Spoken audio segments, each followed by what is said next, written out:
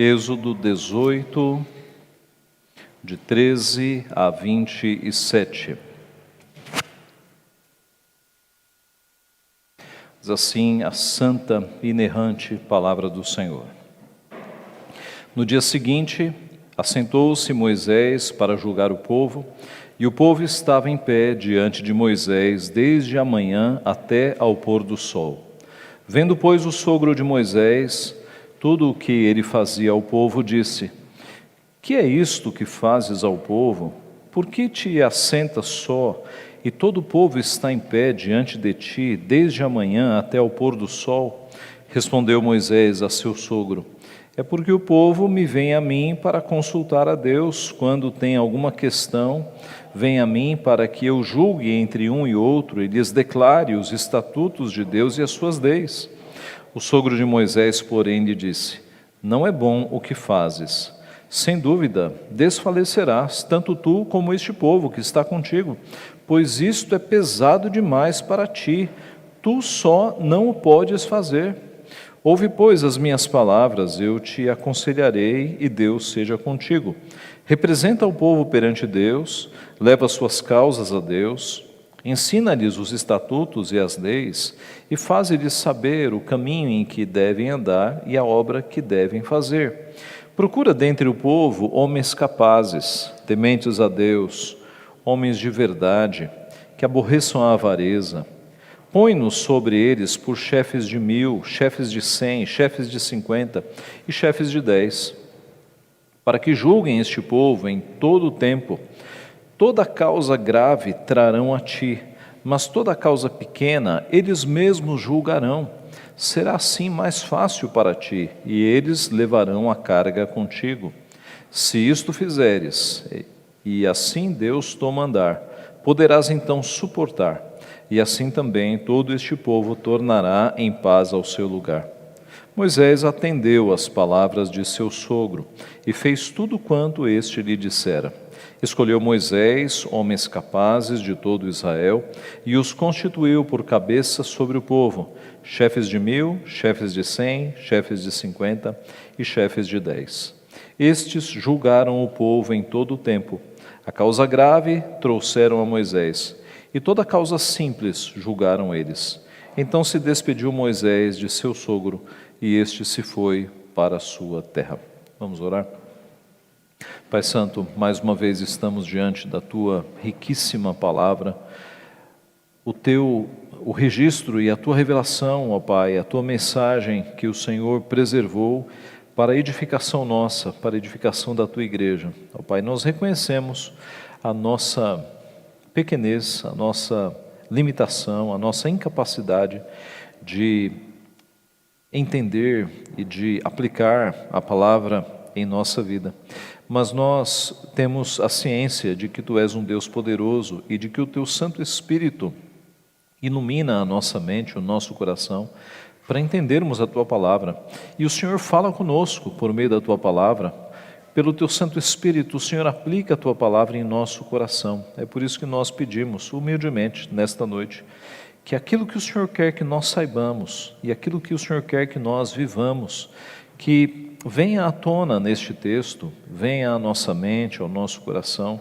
Ensina-nos, Pai, ajuda-nos a entender a Tua palavra e aquilo que o Senhor quer dizer para nós nesta noite. É o que nós pedimos humildemente, em nome de Jesus. Amém.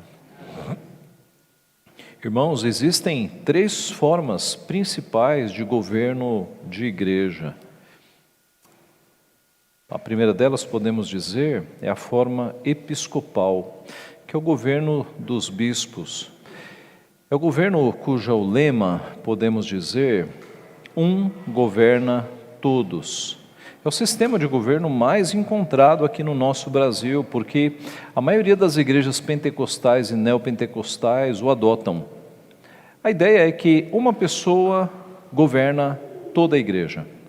Entre pentecostais, neopentecostais, no romanismo, um homem apenas governa sobre todos.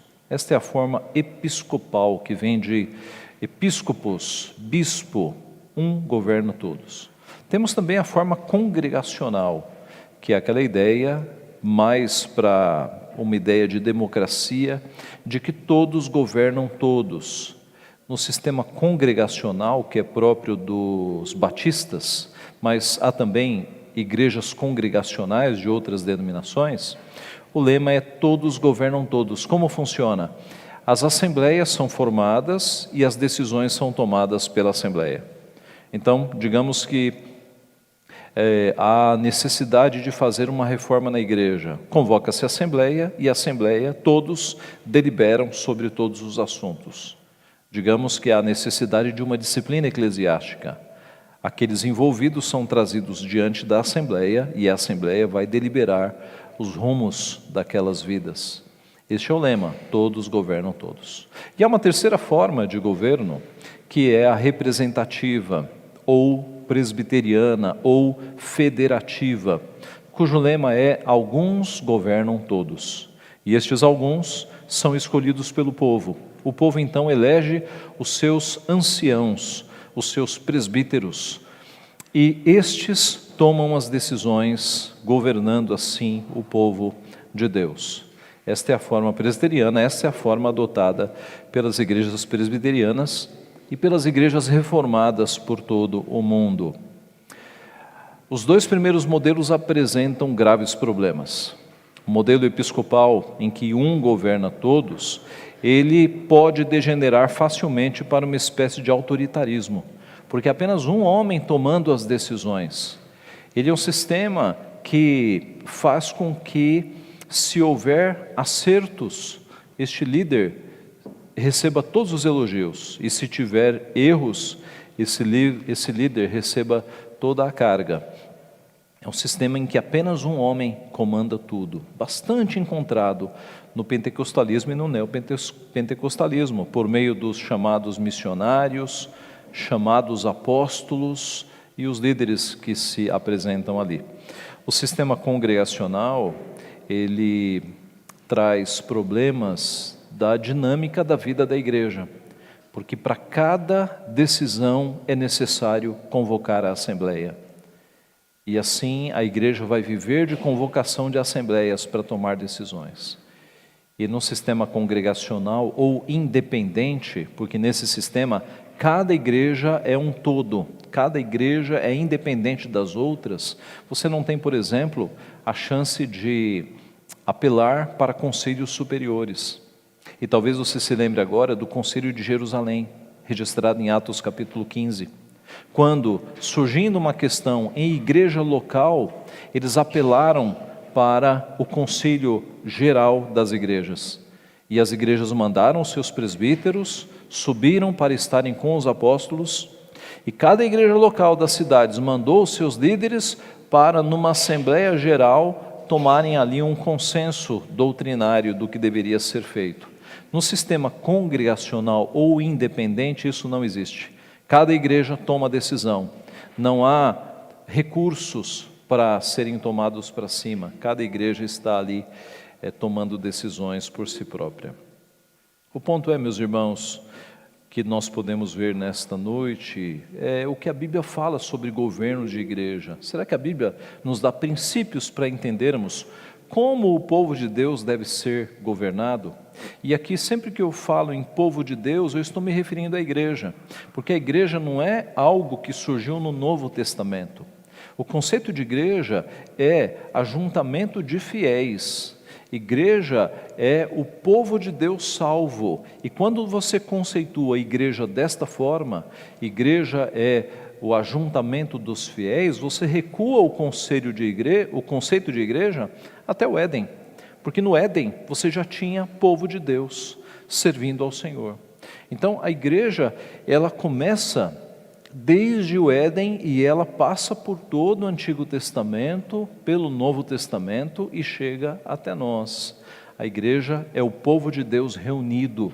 A igreja não se trata de tijolos e pedras e janelas, mas é o povo de Deus reunido. O ponto nesta noite é então o que a Bíblia fala sobre o governo do povo de Deus. E o texto que nós lemos já começa a mostrar como Deus estava organizando o governo do seu povo. O texto começa dizendo: no dia seguinte, isto é, no dia depois em que Jetro, que era um sacerdote não de Deus, de alguma outra religião, ele é alcançado pela palavra de Deus, por Moisés, e ele agora está seguindo ao Deus verdadeiro. Então Jetro, o sogro, agora convertido, agora parte do povo de Deus, ele vai dar um conselho para Moisés. Então no dia seguinte assentou-se Moisés para julgar o povo, e o povo estava em pé diante de Moisés, desde a manhã até ao pôr do sol. Moisés assentado, como aqueles que julgam, recebendo o povo que estava em pé o dia inteiro. Uma fila imensa de pessoas, desde a manhã até o pôr do sol. Imagine 2 milhões de pessoas. Este é mais ou menos o cálculo que nós temos. A Bíblia fala de 700 mil homens prontos para a guerra. E se você acrescentar esposa e 2 filhos, que é pouco, você chega em 2 milhões. Era muito mais do que 2 milhões de pessoas, o povo que estava ali no deserto.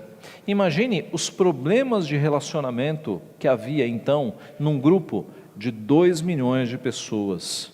Causas, por exemplo, como um sujeito que devia ao outro por um serviço que tinha sido feito e não queria pagar, o casal que estava com problemas no casamento, o filho que estava mostrando rebeldia e os pais não sabiam mais o que fazer com aquele filho. Essas causas todas estavam sendo levadas para Moisés julgar por sobre o povo. E aqui entra Jetro com um conselho sábio. Jetro, quando viu o que estava acontecendo, ele perguntou, verso 14: que é isto que fazes ao povo? Por que te assentas só e todo o povo está em pé diante de ti, desde a manhã até ao pôr do sol? Moisés responde: é porque o povo que vem a mim para consultar a Deus, quando tem alguma questão, vem a mim para que eu julgue entre um e outro e lhes declare os estatutos de Deus e as suas leis. E aí Jetro vai dar o conselho: não é bom o que fazes, sem dúvida desfalecerás, tanto tu como este povo que está contigo, pois isto é pesado demais para ti, tu só não o podes fazer.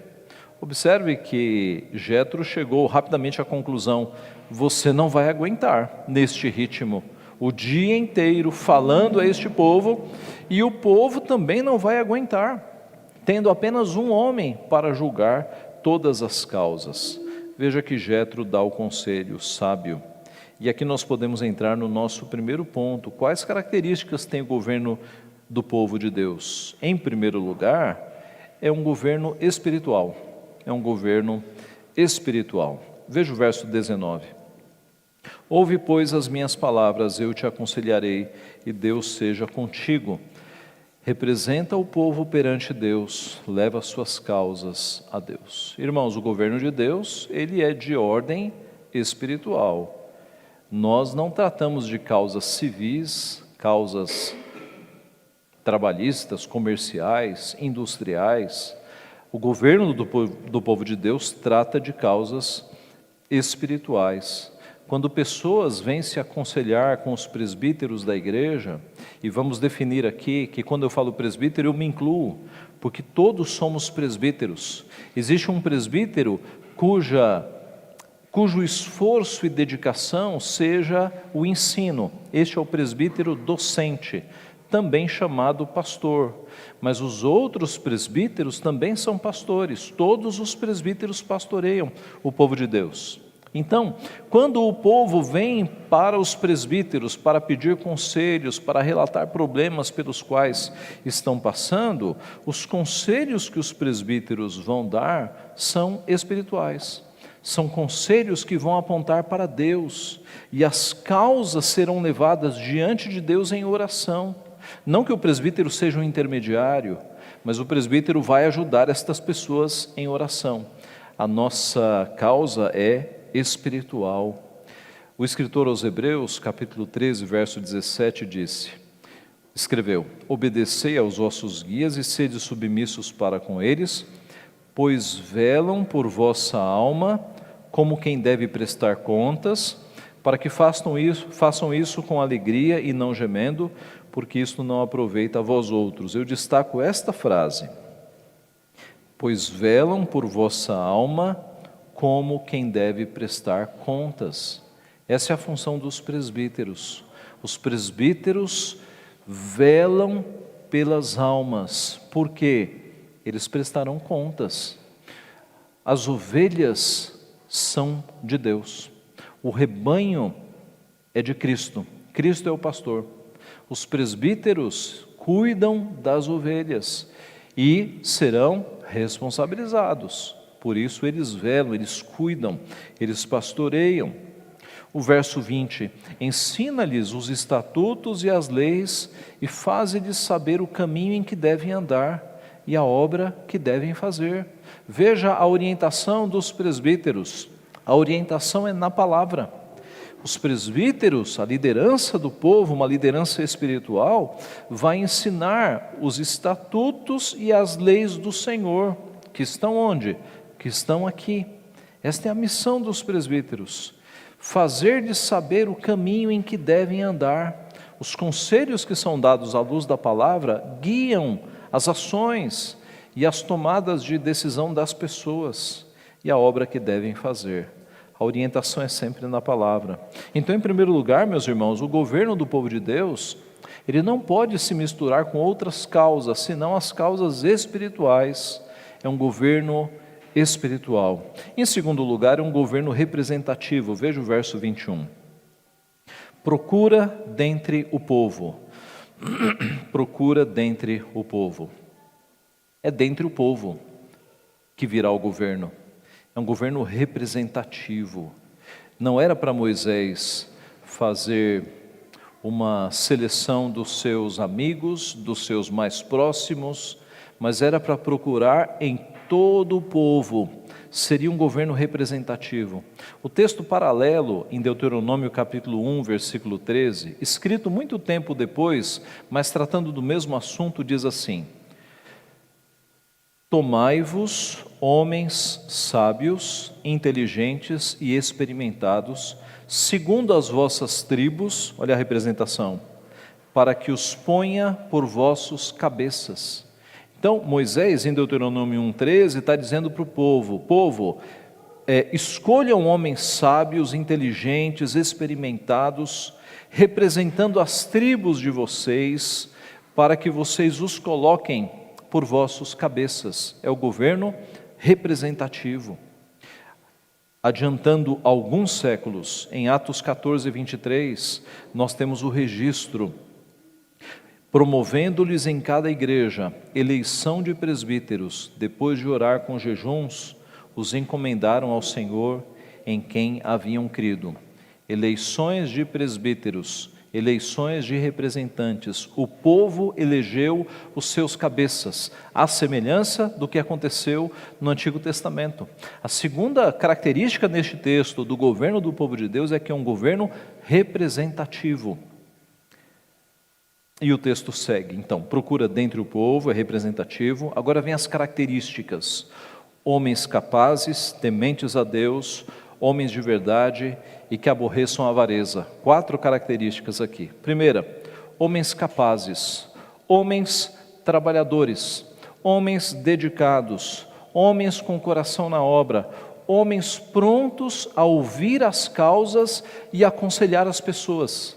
Homens capazes. Não era para se escolher homens preguiçosos, homens que não se interessassem, homens apáticos. Era para serem escolhidos aqueles homens que iriam trabalhar de fato, que iriam ouvir as causas e aconselhar as pessoas, homens capazes, homens tementes a Deus, homens que temem mais a Deus do que aos homens, homens eminentemente consagrados ao Senhor, homens tementes a Deus.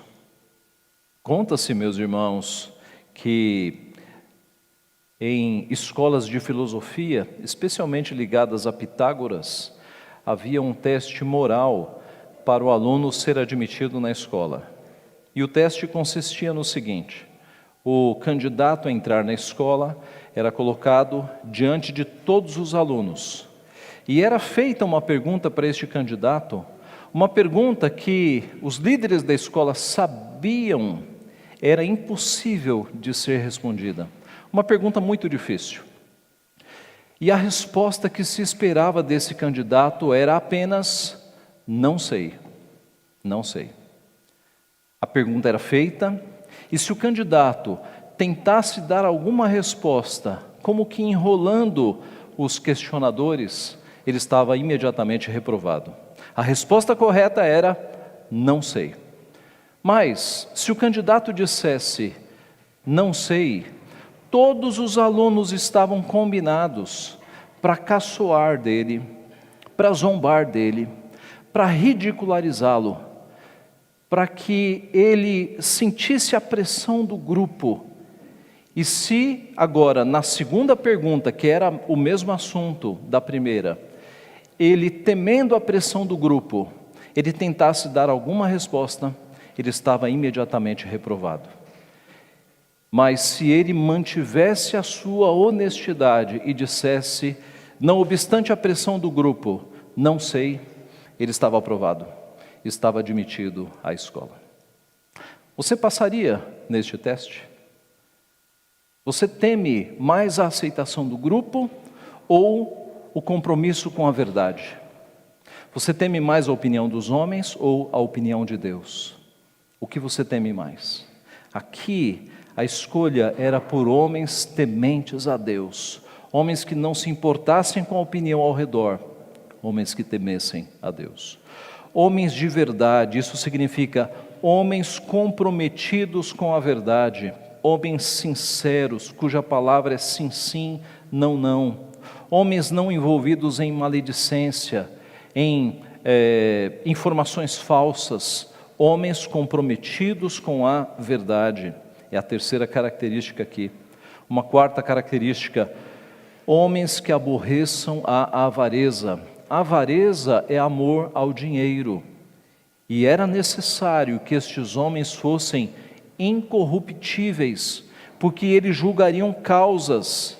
E quando se julga causas, há sempre aqueles que vão oferecer algum suborno para comprar o juiz. Então estes homens deveriam ser incorruptos, eles não deveriam ser cobiçosos de sórdida ganância, eles não deveriam amar o dinheiro mais do que a Deus, não deveriam amar o dinheiro, eles deveriam odiar o amor ao dinheiro, odiar a avareza. Homens honestos, não cobiçosos, homens que não tivessem preço, para que no julgamento das causas eles não fossem subornados. Meus irmãos, quando nós vamos para o Novo Testamento, nós vemos que Deus de fato começou a ensinar o povo lá atrás os princípios que ele desdobraria no Novo Testamento. Paulo, escrevendo a Tito, no capítulo 1, ele diz: por esta causa te deixei em Creta, para que pusesses em ordem as coisas restantes, bem como em cada cidade constituísse presbíteros. Olha aqui o governo representativo, conforme te prescrevi, alguém que seja irrepreensível, marido de uma só mulher, que tenha filhos crentes, que não são acusados de dissolução, nem são insubordinados, porque é indispensável que o bispo seja irrepreensível como despenseiro de Deus, não arrogante, não irracível, não dado ao vinho, nem violento, nem cobiçoso de torpe ganância, antes hospitaleiro, amigo do bem, sóbrio, justo, piedoso, que tenha domínio de si, apegado à palavra fiel, que é segundo a doutrina, de modo que tenha poder tanto para exortar pelo reto ensino, como para convencer os que o contradizem. Observe que os líderes escolhidos no Antigo Testamento passavam por critérios muito exigentes, e os do Novo Testamento da mesma forma. Os critérios são maiores no Novo Testamento, são mais detalhados, mas são critérios para que a liderança do povo de Deus seja uma liderança íntegra, com caráter irrepreensível. Paulo, escrevendo a Timóteo, disse coisas parecidas. Capítulo 3, Esta é uma palavra fiel. Se alguém aspira ao episcopado, excelente obra deseja. Convém, pois, que o bispo seja irrepreensível, marido de uma mulher, vigilante, sóbrio, honesto, hospitaleiro, apto para ensinar, não dado ao vinho, não espancador, não cobiçoso de torpe ganância, mas moderado, não contencioso, não avarento, que governe bem a sua própria casa, tendo os seus filhos em sujeição com toda a modéstia. Porque se alguém não sabe governar a própria casa, terá cuidado da igreja de Deus. Não seja neófito, novo na fé, para que, ensoberbecendo-se, não caia na condenação do diabo. Convém também que tenha bom testemunho dos que estão de fora, para que não caia em afronta e no laço do diabo. Da mesma sorte, os diáconos sejam honestos, não de língua dobre, não dados a muito vinho, não cobiçosos de torpe ganância, guardando o mistério da fé em uma pura consciência. E depois, sobre diáconos, mais à frente ele diz que também estes sejam provados primeiramente, depois sirvam se forem irrepreensíveis, sejam maridos de uma só mulher, governem bem seus filhos, suas próprias casas, porque os que servirem bem como diáconos adquirirão para si uma boa posição e muita confiança na fé que há em Cristo Jesus. Então vejam, irmãos, como critérios existem para a formação do governo de Deus no Antigo Testamento e no Novo Testamento, e isso chegando até nós, porque no Novo Testamento nós tínhamos 5 ofícios: o ofício de apóstolo, de evangelista, de profeta, de presbítero e de diácono. Os 3 primeiros foram temporários. O ofício de apóstolo terminou com a morte do último apóstolo. O ofício de evangelista, do qual se enquadra Filipe, era como que uma espécie de auxiliar de apóstolo, e foi um ofício que morreu também. O ofício de profeta igualmente cessou quando a revelação de Deus foi completada. Restam 2 ofícios, os ofícios de presbítero e de diácono. E pode reparar, são os únicos ofícios que nós temos listas de qualificação. Você não tem uma lista de qualificação para quem deseja ser profeta, ou para quem deseja ser apóstolo, ou para quem deseja ser evangelista. Mas nós temos listas para quem deseja ser presbítero, e lista para quem deseja ser diácono, porque estes ofícios continuam nos nossos dias. Então, o governo do povo de Deus, além de ser espiritual, é representativo. Em terceiro lugar e último, é um governo compartilhado. O texto segue dizendo: põe-nos sobre eles por chefes de 1000, chefes de 100, chefes de 50, chefes de 10, para que julguem este povo em todo o tempo. Toda causa grave trarão a ti, mas toda causa pequena eles mesmos julgarão. Será assim mais fácil para ti, e eles levarão a carga contigo. Se isto fizeres, e assim Deus te mandar, poderás então suportar, e assim também todo este povo tornará em paz ao seu lugar. Moisés atendeu às palavras de seu sogro e fez tudo quanto este lhe dissera. Escolheu homens capazes de todo Israel e os constituiu por cabeças sobre o povo, chefes de 1000, chefes de 100, chefes de 50, chefes de 10. Estes julgaram o povo em todo o tempo. A causa grave trouxeram a Moisés, e toda causa simples julgaram eles. Então se despediu Moisés de seu sogro, e este se foi para a sua terra. O conselho foi aceito, e os chefes escolhidos foram chefes com diferentes números. Então, primeiro, chefes de 10, um homem para julgar sobre 10 causas. Se este não resolvesse, você teria um chefe de 50, que era um chefe sobre 5 grupos de 10.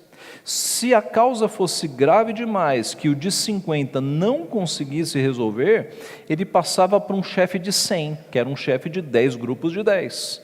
Se a causa fosse grave demais, ele passava para o chefe de 1000, e o chefe de 1000, resolvendo a causa, cessava. Mas se o chefe de 1000 achasse a causa difícil demais, aí ia para Moisés. Havia um filtro então, para que o povo de Deus resolvesse os seus problemas, e se não se resolvesse, aí sim as causas mais difíceis seriam julgadas por Moisés. Meus irmãos, o governo do povo de Deus, então, é compartilhado.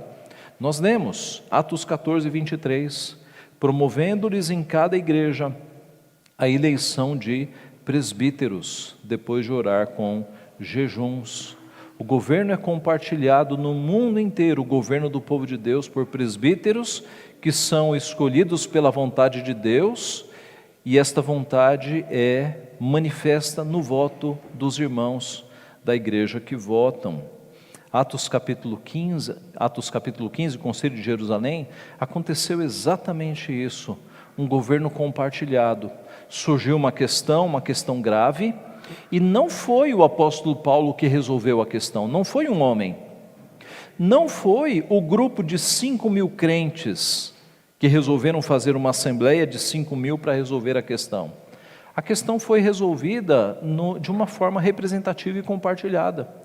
Os presbíteros das igrejas subiram até Jerusalém para estarem com os apóstolos, e ali a questão foi resolvida. Observe um outro ponto. Os apóstolos haviam estado com Cristo, haviam aprendido direto dos lábios de Cristo. Os apóstolos foram a primeira liderança que Deus estabeleceu. Os apóstolos poderiam dizer assim uns aos outros: meus irmãos, nós aprendemos direto com Cristo, vamos resolver essa questão. Paulo poderia dizer: olha, eu sou o apóstolo dos gentios, vamos resolver aqui entre nós. Não, eles chamaram os presbíteros das igrejas que havia na época, para que os presbíteros subissem, porque eles sabiam que o governo da igreja, o governo dos anciãos, sempre foi assim. No Antigo Testamento eram os anciãos que eram os líderes do povo. Quando Moisés volta para o Egito para libertar o povo, ele não fala com 2 milhões de pessoas, ele fala com os anciãos do povo, que eram os líderes. No Novo Testamento, a palavra ancião é em grego presbíteros. O governo dos anciãos continua até os nossos dias. É um governo compartilhado. Meus irmãos, no Novo Testamento há uma palavra que se repete mais de 50 vezes, que ela é traduzida em português por uns aos outros. Orai uns pelos outros, aconselhai uns aos outros.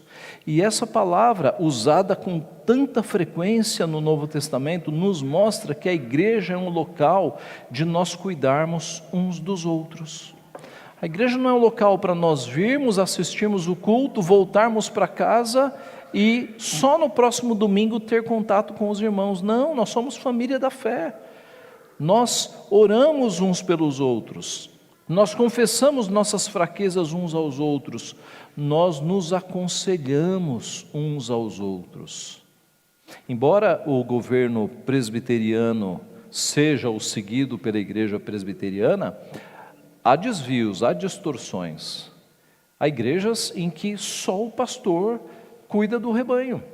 Não é o caso aqui, graças a Deus. Aqui temos presbíteros que cuidam do rebanho. Mas há muitas igrejas neste país em que o pastor não deixa os presbíteros pastorearem. Ele acumula o poder para si.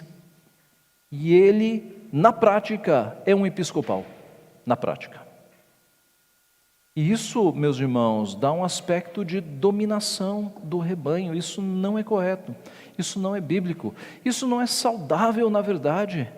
Observe a quantidade de pastores que estão com problemas de saúde, com estafa e com problemas por excesso de trabalho. Não são poucos, porque muitas vezes o pastor quer cuidar do rebanho sozinho. E não é assim que funciona o Novo Testamento. No Novo Testamento nós temos os presbíteros pastoreando, e é assim que deve ser. Nós somos de um governo representativo, porque a Escritura assim nos ensina. Então, há uma clara ênfase no Novo Testamento de uma igreja, digamos, terapêutica, em que os irmãos cuidam dos irmãos, e aí os casos mais graves sobem para os presbíteros. Veja a analogia que eu estou traçando aqui. Numa igreja em que os irmãos têm comunhão uns com os outros, em que os irmãos confessam suas fraquezas, seus pecados. Numa igreja em que há aconselhamento mútuo dos fiéis, apenas as causas mais graves vão subir para os presbíteros, porque há um tratamento entre irmãos, uns aos outros, aconselhando mutuamente uns aos outros. É assim que a igreja deve ser. Eu concluo com mais algumas aplicações. Primeira, Cristo é o único cabeça da igreja e não há outro, nenhum homem é cabeça da igreja. Cristo é o único cabeça da igreja, Cristo é o Rei dos Reis, Cristo é o cabeça da igreja e Ele governa a igreja delegando poderes aos seus presbíteros.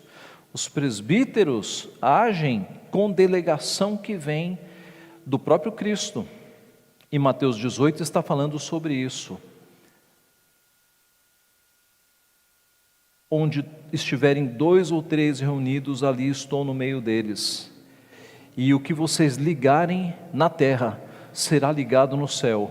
O que vocês desligarem na terra, será desligado no céu. Qual é o assunto de Mateus 18? Disciplina eclesiástica. Disciplina eclesiástica. Cristo disse para os apóstolos, e os apóstolos representam aí os presbíteros, a liderança: o que vocês desligarem aí, eu desligo aqui, o que vocês ligarem aí, eu ligo aqui. Por que Cristo disse isso?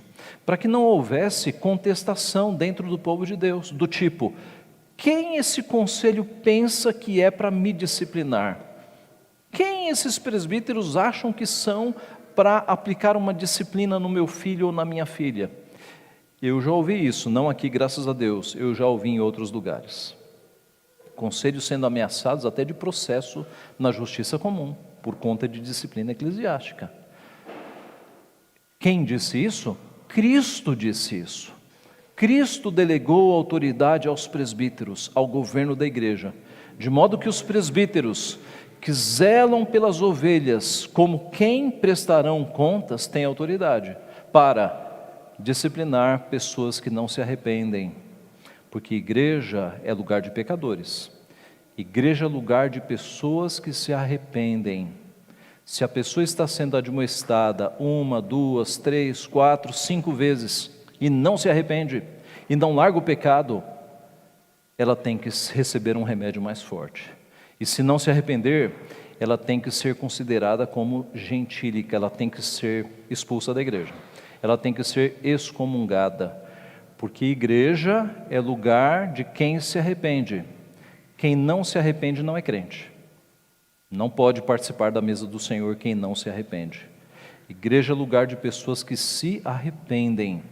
Se a pessoa não está se arrependendo de jeito nenhum, está dando mostras de que não é crente. E aí, o governo da igreja, com a delegação de Jesus Cristo, tem que tomar providências, porque a disciplina começa na casa do Senhor. Na casa do Senhor. Essa é uma primeira aplicação. Segunda, a forma de governo da igreja não é um assunto sem importância. De vez em quando fala-se isso por aí. Por que não é sem importância? Porque nós temos Deus falando muitas vezes sobre a forma de governo na igreja, ensinando que o governo é representativo, é o governo dos anciãos, é o governo dos presbíteros. Terceira aplicação, Jetro, mesmo sendo novo na fé, deu um conselho de sabedoria para Moisés.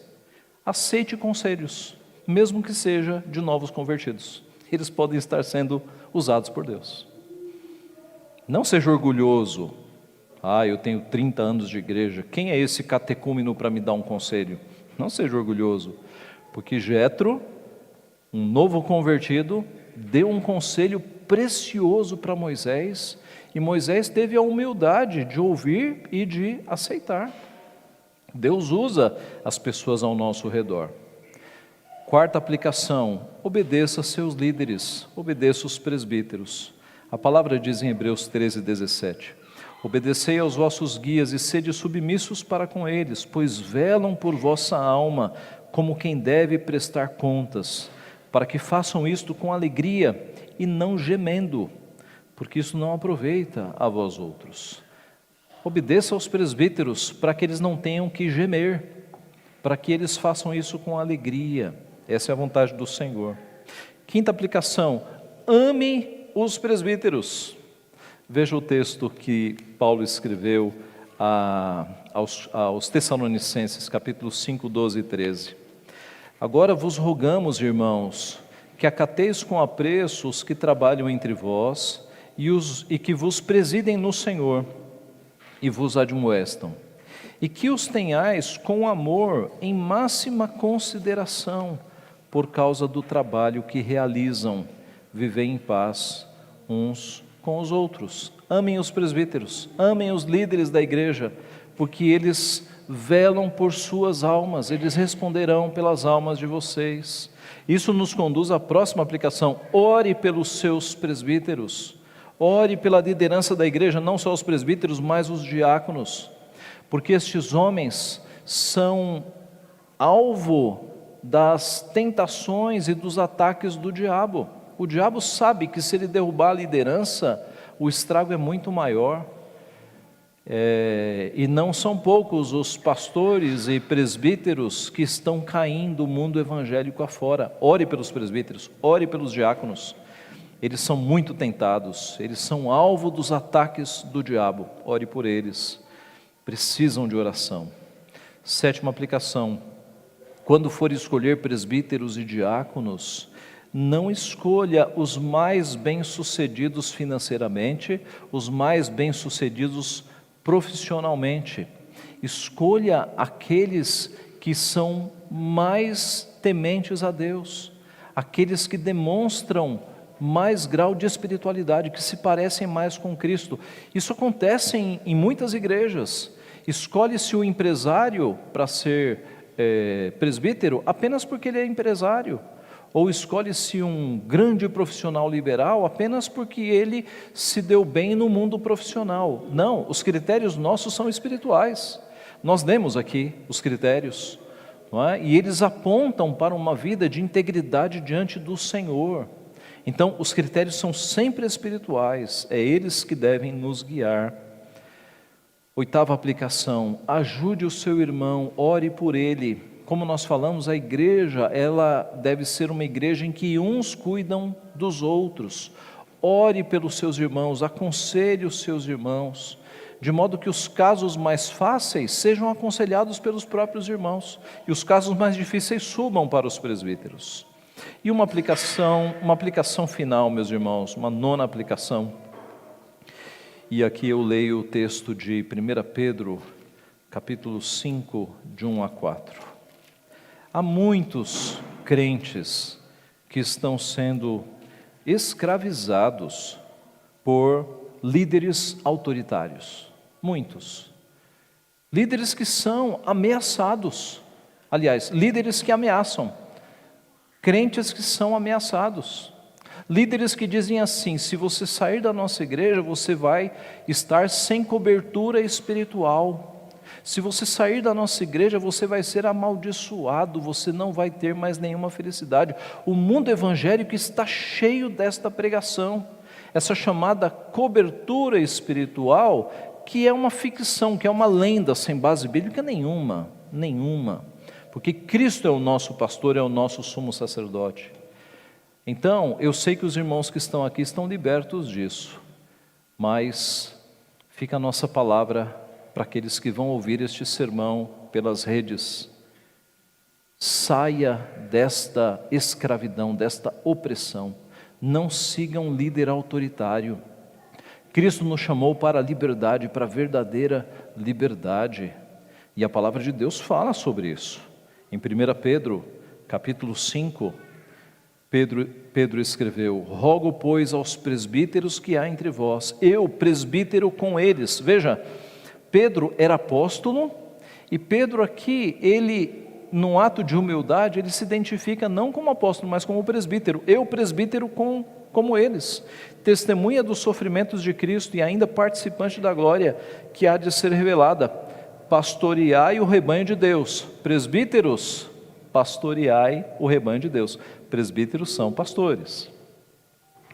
Pastoreai o rebanho de Deus que há entre vós, não por constrangimento, mas espontaneamente, como Deus quer, nem por sorte da ganância, lembra-se, que aborreçam a avareza, nem por sorte da ganância, mas de boa vontade, nem como dominadores dos que vos foram confiados. E aqui é o ponto. Nenhum homem que se apresente como líder espiritual, evangélico, cristão, pode ser um dominador do rebanho. Nenhum, porque isso está contra as Escrituras. Nem como dominadores dos que vos foram confiados, antes tornando-vos modelos do rebanho. Modelos do rebanho. Então você deve seguir líderes que se parecem com Cristo, que são modelos do rebanho. Meus irmãos, nós não temos clero e laicato no protestantismo. Clero como sendo um alto grau de santidade e os leigos aqui. Nós temos um rebanho do Senhor Jesus Cristo. E os presbíteros são modelos do rebanho, são ovelhas também, mas eles se aplicam a se tornar modelos do rebanho. Se você vai escolher uma igreja para frequentar, escolha uma igreja cuja liderança se pareça com Cristo, em que os líderes sejam modelos do rebanho. Liberte-se dessas igrejas que têm pequenos ditadores, que acumulam poder e vivem ameaçando os seus membros. Não são pastores verdadeiros, não são ditadores, são mercenários, são mercadejadores da fé. Assim, meus irmãos, que Deus nos abençoe, que a nossa noção e o nosso conhecimento sobre o governo da igreja seja sempre amparado pelas Escrituras, que nós sejamos uma comunidade, uma família em que irmãos cuidam de irmãos e que os líderes sejam modelos do rebanho, parecidos com o Supremo Pastor, o nosso Senhor Jesus Cristo. Amém.